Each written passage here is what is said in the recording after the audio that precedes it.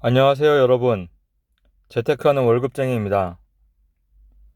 요즘 벼락거지라는 신조어가 생겼죠. 지금 집 때문에 마음고생이 심한 무주택자들이 많을 것으로 생각되는데요. 여러분, 절대 조급해하지 마십시오.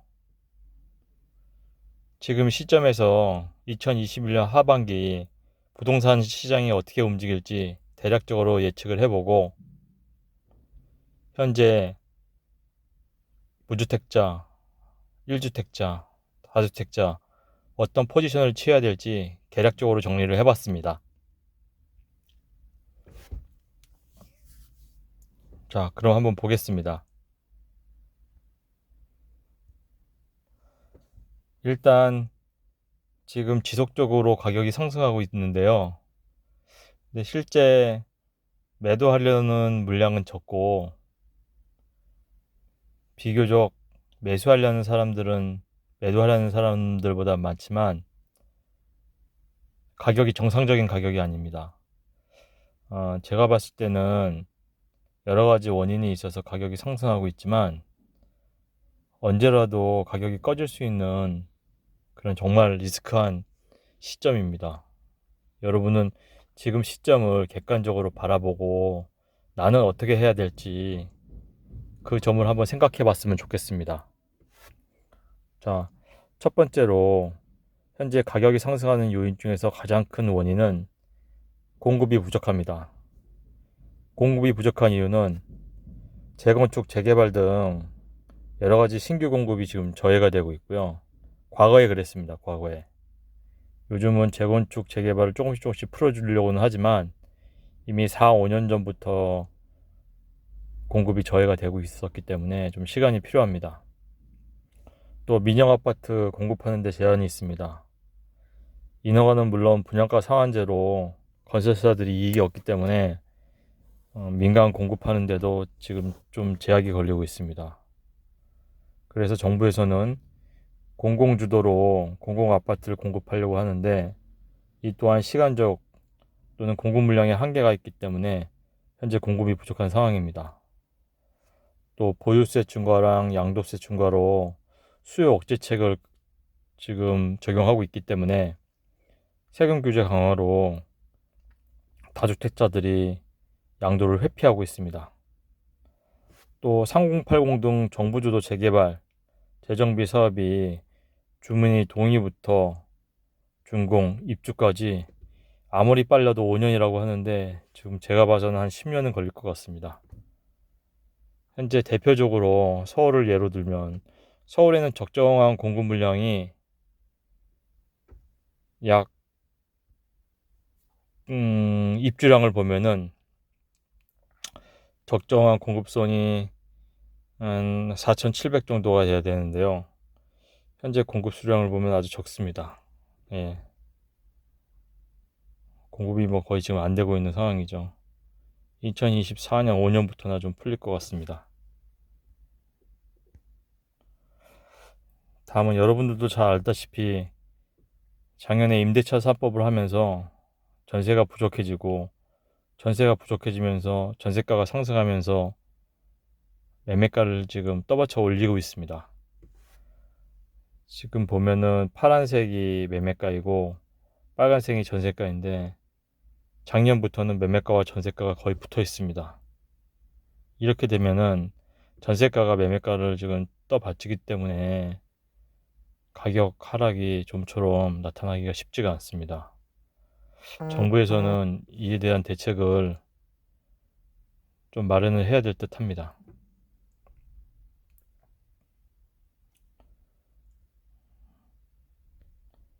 예, 다음입니다. 다음은 지금 매수 심리가 최고조에 달해 있습니다.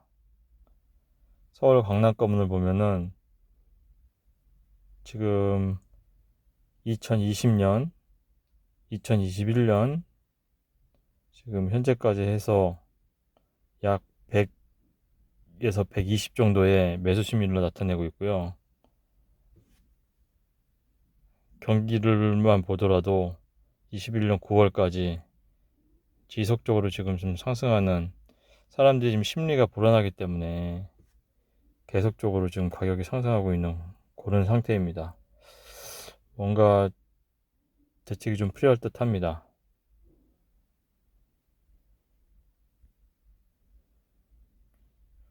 그리고 코로나 이후에 지금 엄청나게 지금 통화량이 풀려 있습니다.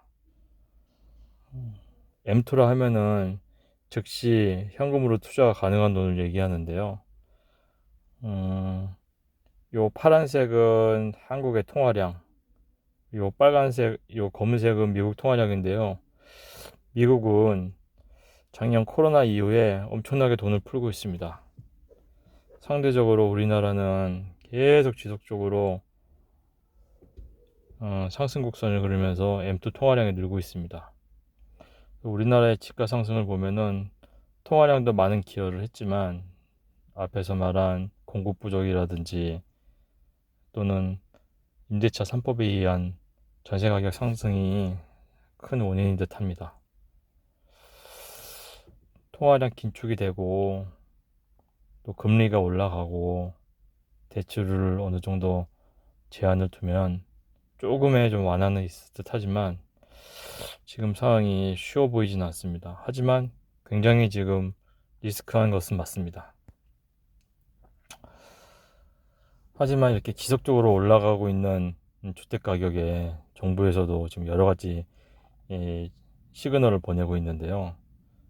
상승을 억제하기 위한 여러 가지 대책을 내놓고 있습니다. 첫 번째로 금리 인상입니다.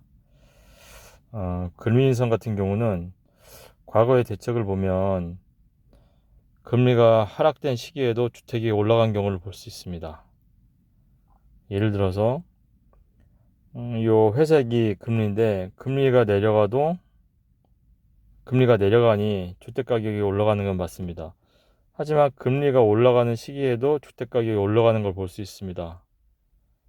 이 경우는 IMF 이후에 경제가 성장하는 경우입니다. 즉 금리가 내려가도 경제가 성장하면 집값은 올라갑니다. 또 금리를 급격하게 내렸습니다. 하지만 집값은 올라가지 않고 유지를 하고 있죠. 이 얘기는 금리가 떨어지면 집값이 올라가야 되나 경제 상황이 좋지 않은 시기이기 때문에 집값이 유지되는 것입니다. 그것은 바로 서프라이 모기지입니다.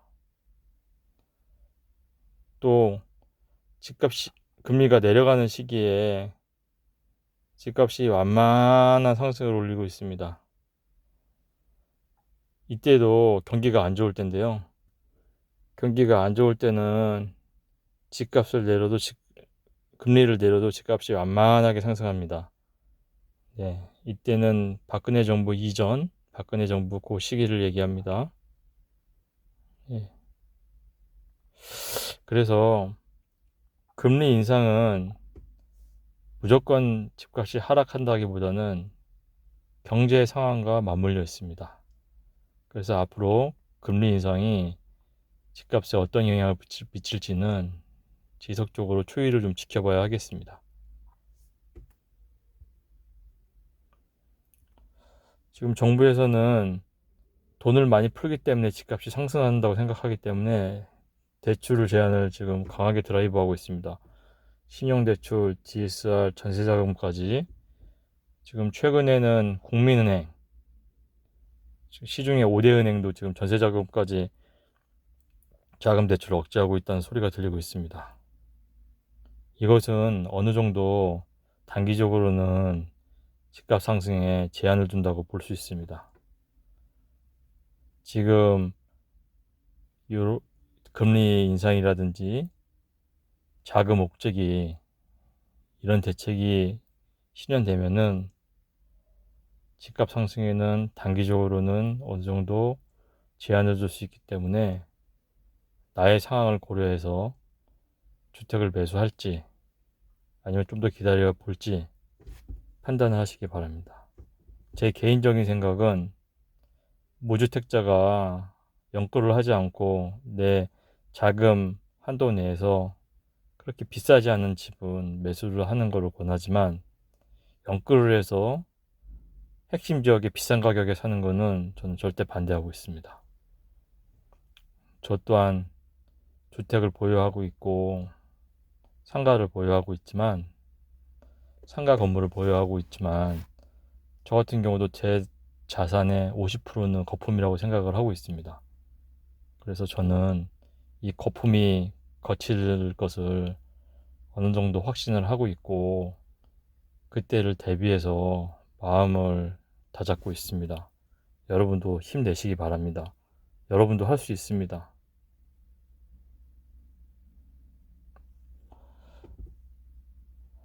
또한 최근에 중국발 부동산 글로벌 위기 등 금융위기 전조현상이 일어나고 있고 최근 미국의 주가도 좀 심상치 않습니다.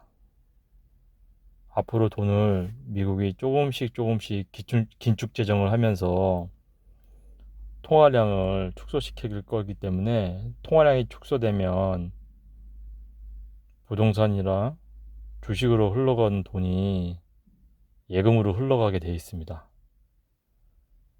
여러분, 부동산은 그렇게 쉽게 단기간에 현금화를 할 수가 없는 상품입니다. 내가 지금 매수한 집이 6억에서 10억, 11억이 갔다고 해도 내가 팔려는 시점에 팔지 못하고 갇히기 쉽습니다. 저는 그것을 봐왔습니다. 제가 2001년부터 2015년까지 주택시장을 보면서 서프라임 모기지가 있을 때 주택을 팔지 못하고 그 당시에 최고가에서 갇힌 분들을 많이 봤습니다. 여러분 절대 연끌하지 마시고 차분히 시장을 보면서 내 한도에서 대응하시기 바랍니다.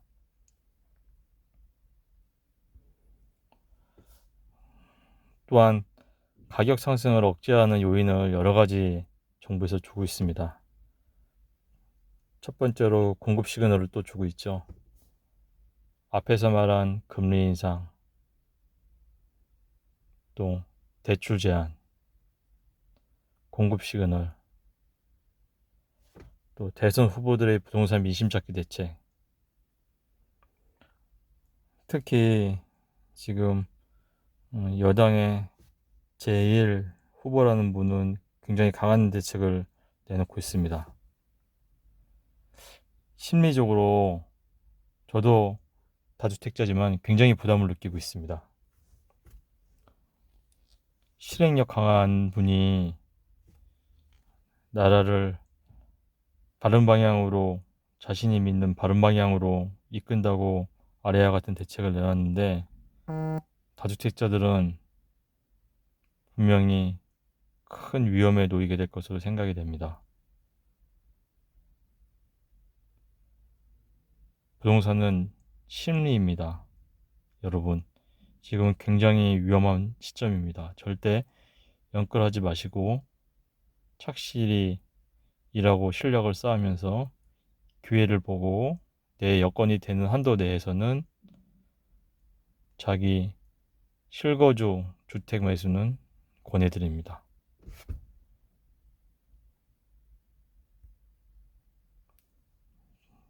그렇다면 나는 어떤 선택을 해야 될까? 대충 요약을 해봤습니다. 현재는 거래량이 축소되는 가운데 간헐적으로 신고가가 나오는 그런 형국입니다. 대선 전까지 가격이 상승될 것으로는 느껴지나 매우 불안한 상황이고 언제라도 하락 반전해도 이상하지 않은 상황입니다. 여러분, 저도 지금은 어느 정도 경제적으로 자유는 달성했다고 생각하지만 저 역시 무주택자로 15년을 생활하면서 이사를 6번 이상 다니고 정말 힘든 시기가 있었습니다. 하지만 절대 희망의 끈을 놓지 않고 기회를 엿봤습니다. 여러분도 할 수 있습니다. 절대 포기하지 마시고 희망을 가지고 내가 하는 일에 최선을 다하면서 경제 공부, 경제 돌아가는 상황에 대해서 저와 함께 매일매일 공부했으면 좋겠습니다. 제가 앞으로 매일매일 돈이 되는 경제 정보를 요약해서 여러분에게 들려드리도록 하겠습니다. 제가 생각하는 현 시점에서 할 수 있는 것은 무주택자들은 절대 영끌에서 매수하는 것은 금지합니다. 조정장이 조만간 올 것으로 생각이 됩니다. 그게 22년, 23년, 24년이 될지 25년이 될지는 모르지만 조정장에 반드시 대비를 해야 되는데 영끌을 하게 되면 그 충격이 커집니다.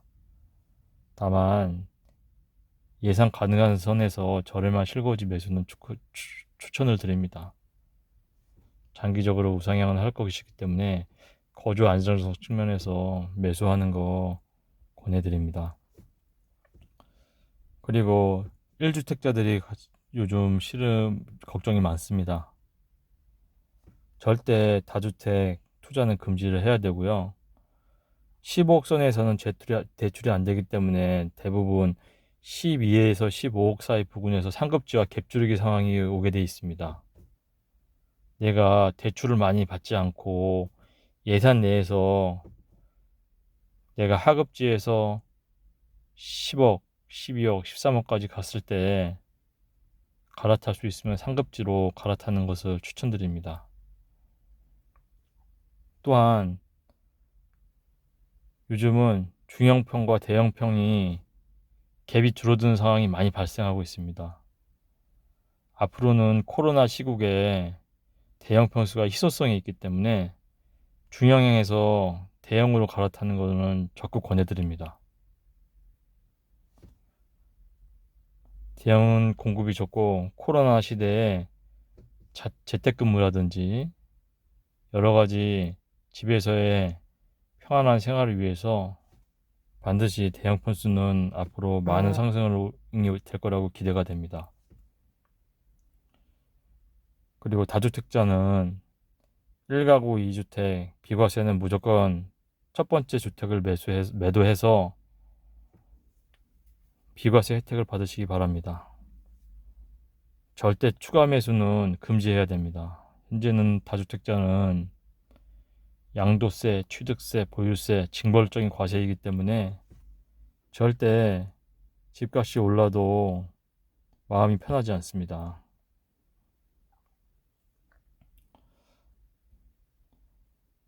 생활 수준만 피폐해지고 다주택은 사이버 머니처럼 전락이 됩니다.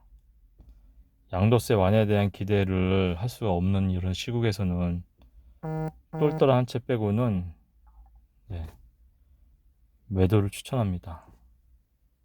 예, 여러분 앞으로 저와 함께 공부하면서 10년 안에 100억 부자가 되는 꿈을 꼭 이루시길 기대합니다. 구독, 좋아요 부탁드립니다. 감사합니다.